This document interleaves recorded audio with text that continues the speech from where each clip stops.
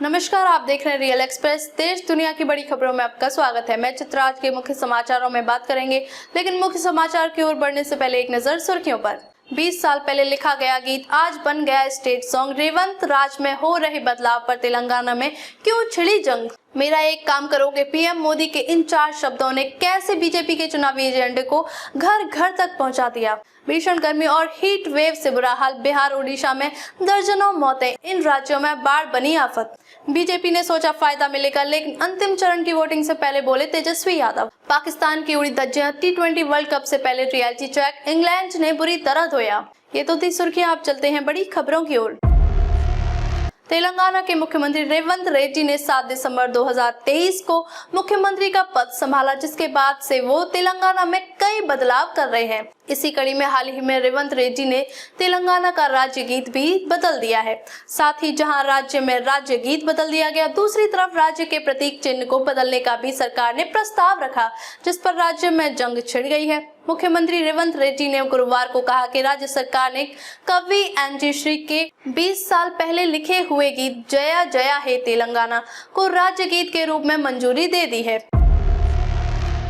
अगर ये कहा जाए कि 2024 का चुनावी कैंपेन मोदी में था, तो शायद अतिशयोक्ति नहीं। मोदी जहां तक नहीं जा सके वहां भी पहुंच रहे थे। रैली के साथ भी, रैली के बाद भी करीब 2.5 महीने में 200 से ज्यादा जगहों पर जनसंपर्क अभियान चलाकर उन्होंने अपना ही रिकॉर्ड तोड़ दिया। साल 2019 के लोकसभा चुनाव में प्रधानमंत्री नरेंद्र मोदी ने 145 रैलियां की थी और इस साल केवल उनकी रैलियों की ही संख्या 172 है। इनमें रोड शोज और अन्य प्रचार अभियानों को जोड़ दें तो आंकड़ा 206 तक पहुंच जाता है। वहीं पीएम मोदी ने इस साल मीडिया इंटरव्यू का भी रिकॉर्ड बना दिया।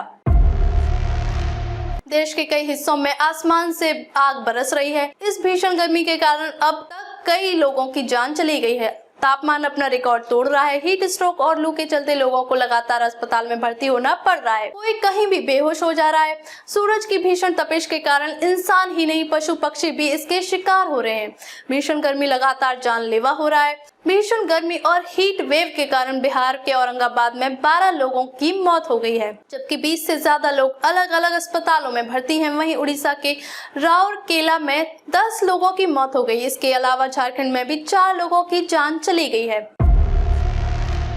बिहार के पूर्व डिप्टी सीएम और राष्ट्रीय जनता दल यानी आरजेडी नेता तेजस्वी यादव ने अंतिम चरण की वोटिंग से पहले बीजेपी पर जमकर हमला बोला है। आरजेडी नेता ने कहा कि एनडीए ने सोचा था कि 7 चरणों में चुनाव होंगे तो उन्हें फायदा मिलेगा, लेकिन इस चुनावी प्रतिक्रिया का फायदा हमने उठाया। तेजस्वी यादव ने कहा कि लोग उनके फर्जी एजेंडे को समझ गए हैं, चाहे वह चिराग पासवान हो या बीजेपी का कोई नेता।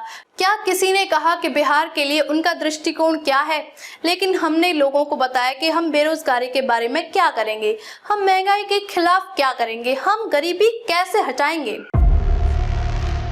T20 वर्ल्ड कप 2024 में सफलता की उम्मीद के साथ पाकिस्तान क्रिकेट बोर्ड के बाबर आजम को फिर से टीम का कप्तान बनाया था। कप्तानी से हटाए जाने के 5 महीने बाद ही फिर से उनकी वापसी हुई थी, लेकिन हालात फिर से वैसे ही हैं जैसे पहले थे। पहले दूसरे दर्जे की न्यूजीलैंड के साथ सीरीज ड्रॉ, फिर आयरलैंड के खिलाफ किसी तरह जीत और अब इंग्लैंड के खिलाफ करारी हार ने पाकिस्तानी टीम की तैयारियों की पोल खोल दी है। लंदन में खेले गए आखिरी T20 मैच में तो इंग्लैंड ने पाकिस्तान को 7 विकेट से करारी शिकस्त दी और सीरीज 2-0 से अपने नाम कर ली। कैसे लगे समाचार कमेंट करके जरूर बताएं। वीडियो पसंद आया हो तो लाइक कीजिए। देश दुनिया की बड़ी खबर के साथ अपडेट रहने के लिए चैनल को सब्सक्राइब करें। खबरों में अब तक के लिए बस इतना ही। फिर होगी आपसे मुलाकात कुछ ऐसी ही खबरों के साथ। तब तक के लिए नमस्कार और देखते रहिए रियल एक्सप्रेस।